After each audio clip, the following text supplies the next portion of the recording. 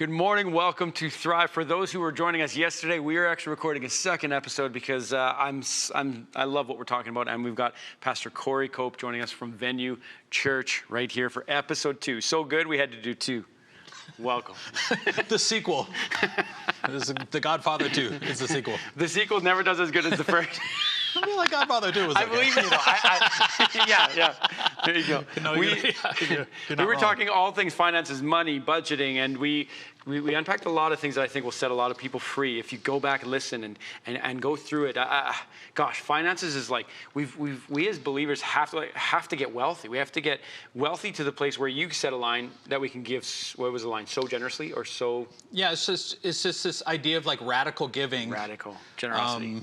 Being I think radically cheap with ourselves sometimes. Yes. Not that the Lord doesn't give us great things to enjoy. He does, and He doesn't want us feeling guilty about those things. But also so that we can be radically generous and like make a mark in the world. And 100%. So that was one of the major things we touched on was radical generosity. So we live a certain way. Like Dave Ramsey says, live like no one else so that you can live like no one else. Yeah. And so it's kind of like restraining now so that you can do what God needs you to do later on. And I love that concept. So we're going to unpack a bit of that. I thought, and I hope, and I know actually there will be a lot of people who are along the same line and thinking that I grew up with, and I don't want to paint my mom and dad in a bad light. It has nothing to do with them. I think we all grow up with our parents who teach us the best that they know at the time, and had they known better, they would have taught better, et cetera, et cetera. And that goes back to my grandparents and their grandparents. And so we grew up kind of in, we didn't have a lot, but we always had food on the table, and we had a good life. Yeah. But the thinking on money in my mind was, I think I grew up with a poverty thinking and didn't know that I did. What was that like, though, poverty thinking? I'll do the interviewing. Yeah, now. no. What? Hey, here we go. I love it. I just think that I had a fear of lack all the time. Right. But I would have never have known that or said it that way. Right. I'm seeing it now after the life I've lived, and I had friends, family kind of graciously take me through books and things that I was learning. But I was constantly operating out of fear of lack. And all of my saving or money or budgeting was done out of fear of lack, always afraid that I wouldn't have enough. And so that's kind of how I was always operating out of. Yeah. And what I didn't like, and I guess I'll do 2 things. The first was that the fear of lack and how to get free from that. The second was the poverty mentality, as we kind of alluded to it in the first episode, but it was a mindset, meaning money I saw with the people that I saw who were quote unquote poverty or poor or whatever you want to call it, were emotionally bothered by money more than people who I knew who had money. Does that make sense? Yeah. Essentially, it controlled the spirit of the home. It had the ability to ruin an evening or a night or a family event. It's like carrying a backpack around. It makes everything harder. Getting into a car, carrying your kid around. But Totally. If money, if money could be solved, if we could actually do this God's way, it makes everything harder and nothing easier when there is a the weight of resources or the fear of lack. People always think like, well, I don't have a love of money because I don't have money. And I'm like, you can't love something you don't have? Yeah, it has nothing to do with it. I drove a car one time on a vacation that we budgeted, so it was cool. And I drove a car that I love, but I don't have. Yeah, exactly. I got a different version, but it was like the cheap version. But you can love something you don't have. And so you come out of that lack mentality. Security doesn't come from what you have. It comes from who you're with. Yeah. And that's the issue. That is the issue there, is that I don't trust in the Lord. Sometimes I'm not trustworthy with it. Mm-hmm. Sometimes, but you deal with people in poor countries all of the time, and the Lord's economy always works wherever you are. And so I think it's easier for people that aren't comfortable to want into a better kingdom than people who have more than that, but are never pushed by desperation to make those decisions that would discipline their spending, that would start saving, that would be generous as well, right? So that comfort keeps us in this, it could keep us in a pocket of mental poverty, so we're not actually giving away more there's no than a person in a poor nation can give away, because all of we're consuming it all on ourselves, and we're just living like day to day in that, rather than like, give us this day our daily bread, Lord. And the Lord's like, okay, so get up and go to work and don't spend it on this. And, it's very practical. It's very practical. I saw a CEO, literally, this was a video I saw today. I saw a CEO of Silicon Valley, and she was being interviewed about the difficult times that they've had compared to what Silicon Valley used to be, just exploding in finances and money, that it's been a lot tighter than typically. And he literally responded and said, "This has been the best thing to happen to us." And she goes, "What do you mean?" He goes, "When I first came into Silicon Valley, I was watching people, there was employees working on this, and on version 10 of 10 apps for the same thing." And he's like, this. And he goes, "This pressure has focused us on what matters, and now we're reshaping and refocusing like we've never done before." And he goes, "It hurts, but it's the best thing that's ever happened." It's a pretty cool thought. Once it happens to you and you budget like that, because necessity is the mother of invention, right? Yes. God will open up a whole creativity to you as well. And then we get radically extravagant and help people with it. And that's it. So I'm kind of like, cool. I'm radically cheap with myself. So cool. But I'm radically extravagant. And the Lord blesses me as a byproduct of all of that too. And once you get addicted to that, then money will never have a hold on you. And the thought of that will never have a hold on you again. It would be like me training my daughters to budget. I'm training them to budget because I never for one moment want them to spend a moment afraid. I want them to be stretched with resources so that they can learn faith in the Lord, dependence on the Lord, hard work, all those things. But I never for a moment want them to think that God won't catch them if they fall, because God is partnering with them. They are partnering with the Lord. That's so good. And they're able to say no to themselves. Yeah, holy, we could just do an entire series on that. Say no to themselves. I'd rather say no to my wife about spending than myself. So, but the beautiful thing about budgeting is that, it gives you permission to call each other out. Yeah. Particularly on your emotional spends on those things that dare not be questioned. Yeah. In your budget. So let me ask you clarity on this. It doesn't mean it doesn't mean, actually, sorry, I don't want to put words in your mouth. Tell me if I'm wrong. I'll tell you if you're wrong. I have faith in that. I have my own mind. I have faith in that. I trust that. And that's a good friend. I appreciate that. This will be the last show, guys. Episode 2 is almost done. No, we're not even going to air this one. It doesn't mean necessarily not doing vacations, trips, or gifts. It's essentially building them in. Yeah. Planning, prep, stewardship. It's not impulse that ends up being pain. Whenever I take my wife to the beach because it's in our budget, whenever I take her there, it's totally guilt-free in that sense. We don't spend the 5 times more that some people do on the same week. Yeah. We don't do that. Is there something wrong with that? No, unless you don't have it in your budget. Yeah, if you don't have it. But I see people, they're addicted. They're so escaping the financial pressure at home that they are escaping it by planning the next budget, that the next beach vacation or whatever. They can't afford 6 months from now because it's the only place they're happy. Yes. And I'm like, well, no, you're supposed to be happy in the field that you're working in. Vacation is to rest, to come back to go to work for the Lord, and to come back to go to work in my office and help people and help the broken and things like that. But I can't remember what the question was. Not like budgeting extravagant things in and not feeling guilty. But the next thought I have on that, though, is what I found was so interesting in myself was in the first about 7 years of our marriage, we lived off of a lot of credit card debt, constantly. And I got very comfortable living in credit card debt. And then finally we got serious and started paying it down, pulling back our spending, and got rid of our credit card debt. That eventually paid off we had a Highlander, paid off the Highlander. And what I found, though, was so interesting was I had not known anything but debt, even as a kid through my family. Then as a young teenager, I literally got my first credit card. I bought an $800 phone that ended up bean a fraud phone that I thought was an iPhone. It wasn't. So that was my first experience with a credit card. $800 in the hole, and $800 as a 17-year-old. 17. Yes. That's when I got approved for a student visa. It was the worst. And then that debt did not leave until I was 28. Yeah. I had debt for every second of my. How did that feel?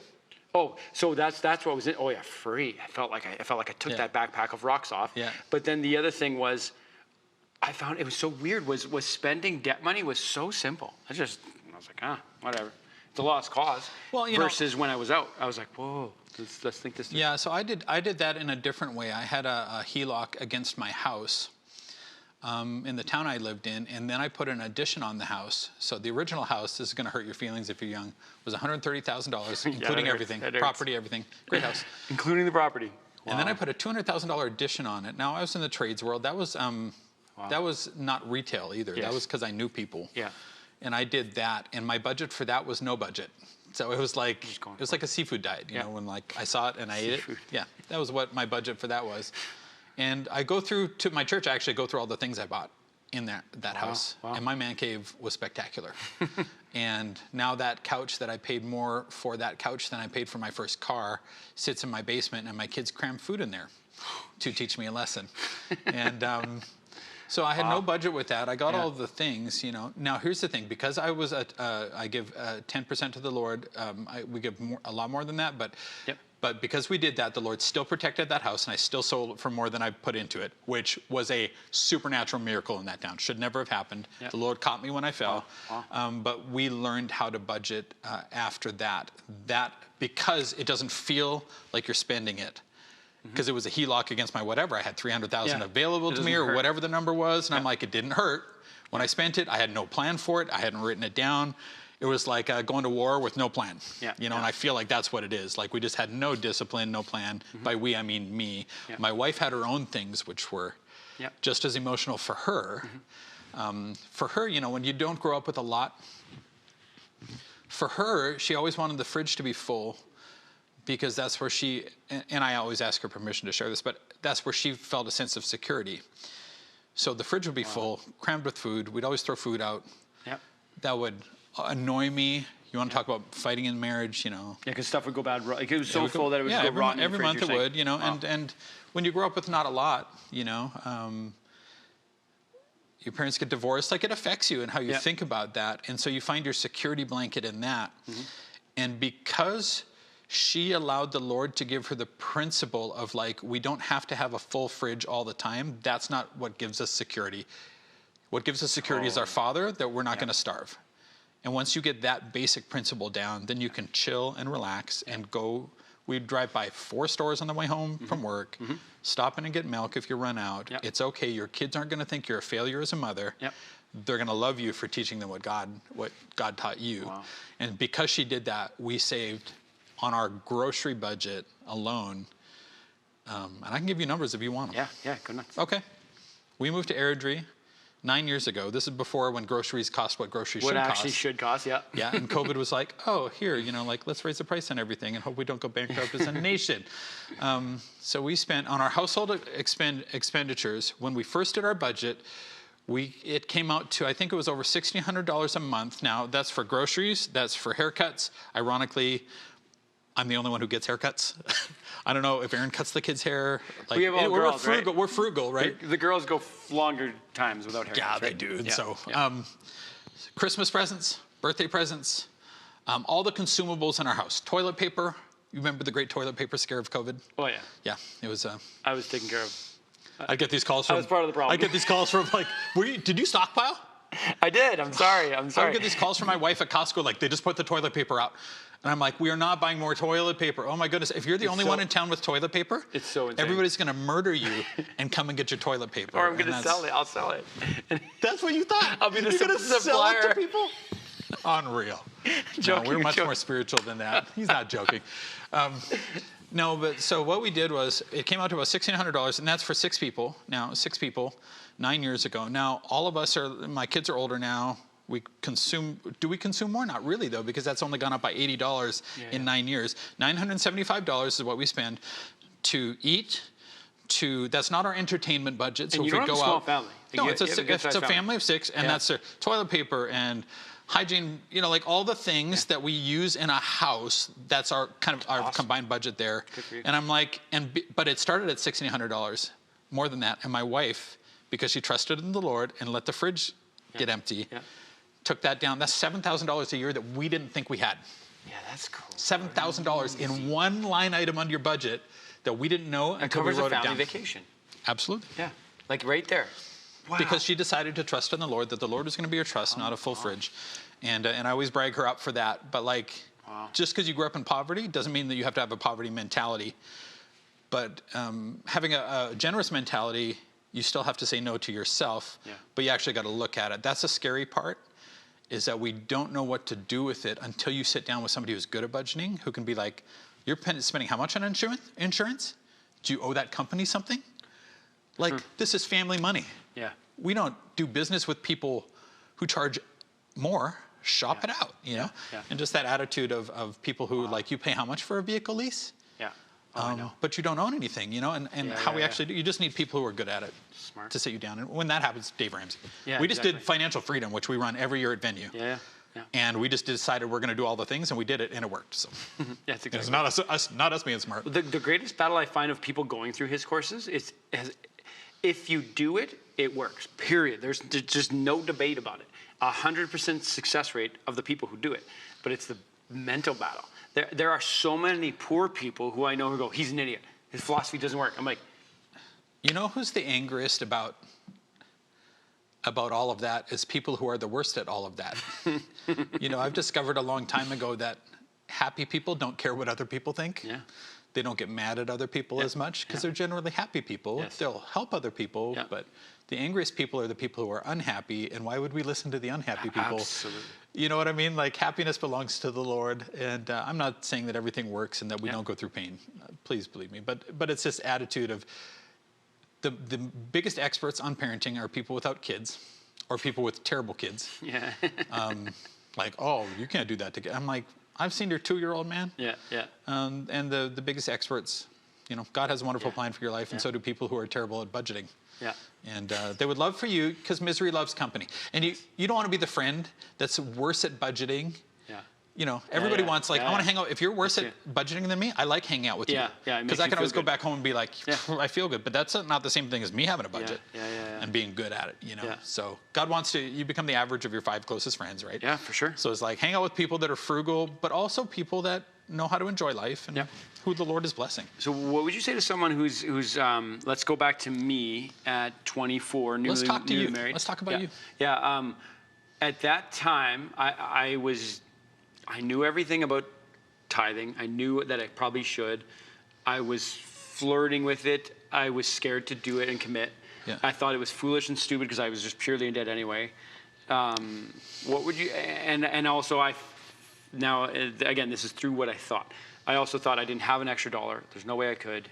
I would just be putting it on the credit card. I now know that I was, in my lens of foolishness, I thought I was max. We were just overspending. We weren't disciplined. It was unwise. I probably shouldn't have had a Highlander, or blah, blah, blah, blah, all that stuff. I now know now. But at the time, I was like, what, giving? I can't afford to tithe. Yeah. I can't afford to tithe. When we say that, I hate to, it's like Christian television. It's a demonic way of thinking. Because it's like saying, I can't afford to save lives for all of eternity, which is what the Lord uses it for. Yeah. Your own family in the long run, because the local church will save your family. Also, that tithe is not to be split up, and you know it is meant for the local church. Some church people always want to control that and be like, well, I tithe. I'm like, no, buying a coffee for the person behind you is not tithing. Yeah, no, not at all.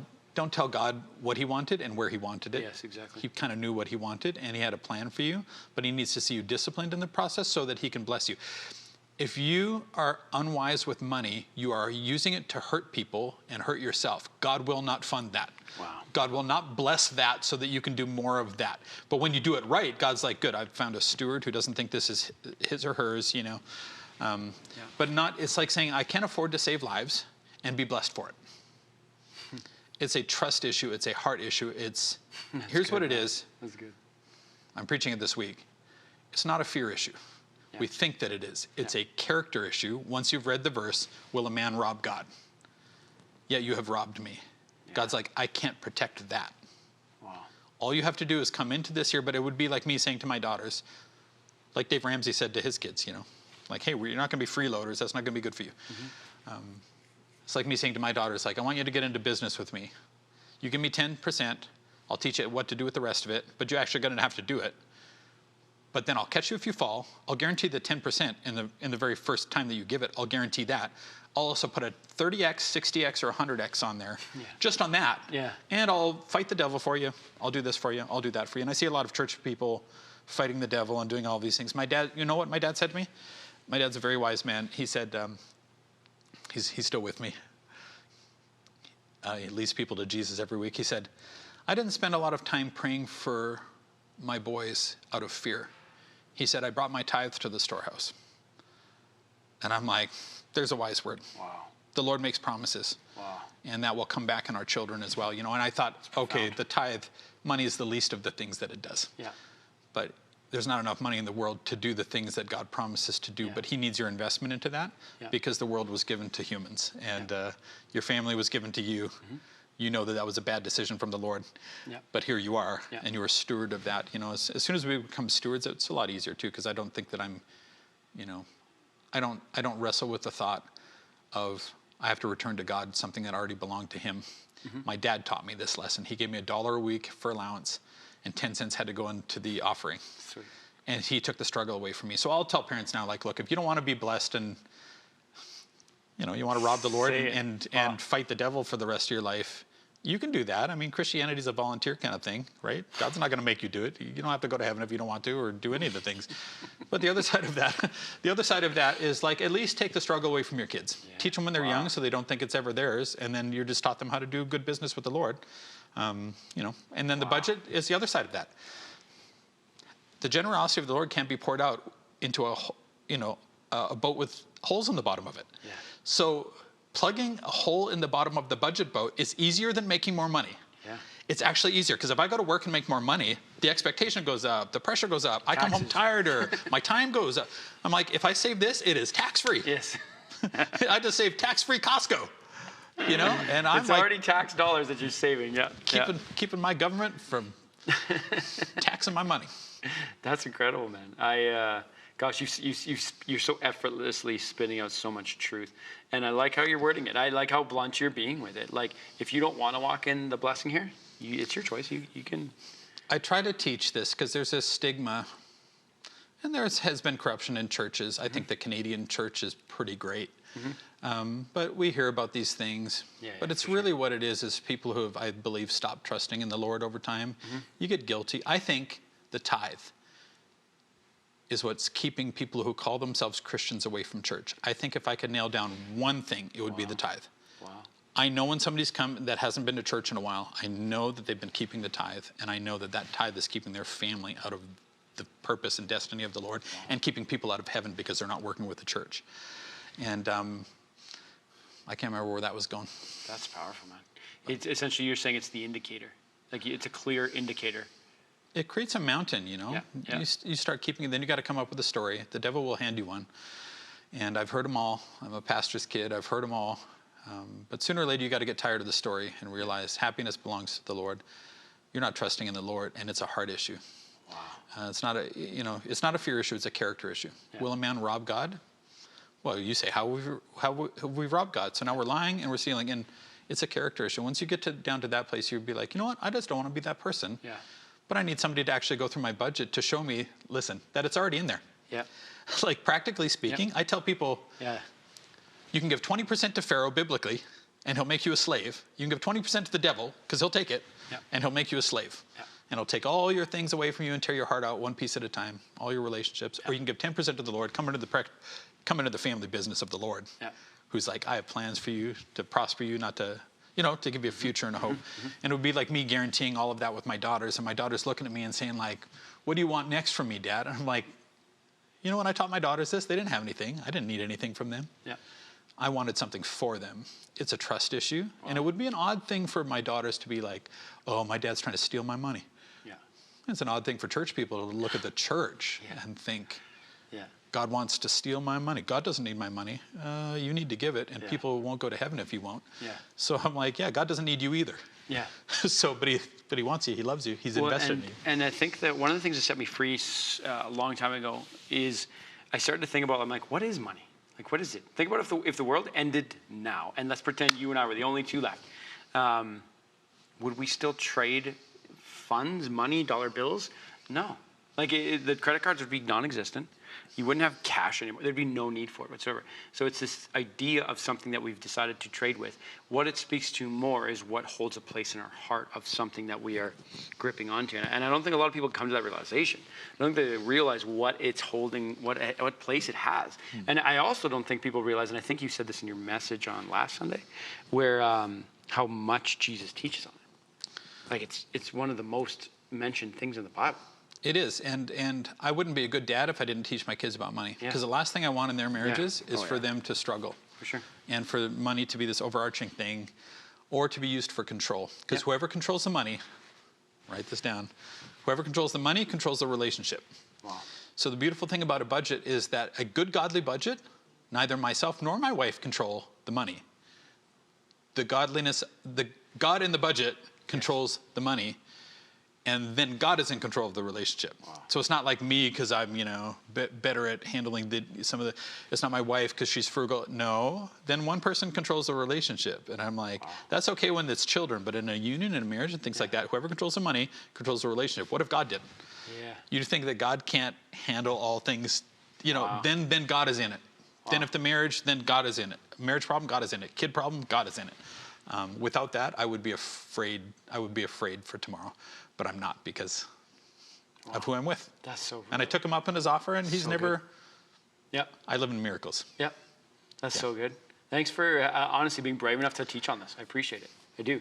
There's not enough great teachings on it, and in fact, it's so toxic, money as a whole generally, and it's especially in the Christian world. I find I bumped into a wealthy friend of mine who's still a friend of mine, and one thing he said was like, honestly, every time I bump into a Christian, they're all in debt. They're all, and that was his impression. Christians? That was his impression of Christians.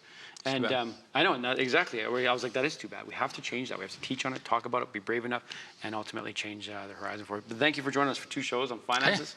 I appreciate it. It's been really, really good. I hope that this has all blessed you guys. It's such profound teaching. I hope you can go back, take notes, and I hope that this sets you and your family free and for generations. God bless you guys. We'll see you same time tomorrow at 11 a.m. Mountain Time on Thrive. Thrive.